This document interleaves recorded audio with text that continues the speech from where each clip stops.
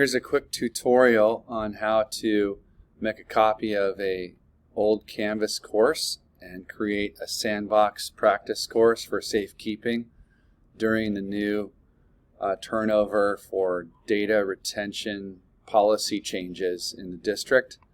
Understand that any courses that are prior to fall of 2017 will be deleted on March 1st, 2023.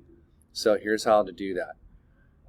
You go to the courses menu on the far left hand side, click on all courses, and let's say that I wanted to make a copy of something that I had in the fall of 2022. Let's do my Sandbox US History A course. So I'm going to click on that and go to the home page.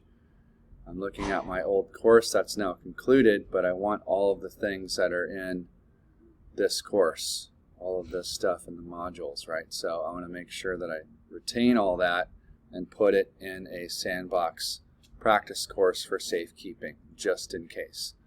So I'm going to go to the settings menu down below, and I'm going to come over here to copy this course, and I'm going to change the title of this to say Sandbox at the end. Do the same here, Sandbox as a practice. And I'm going to delete the dates. I don't need a start and end date for a Sandbox course, so I'm going to delete the dates.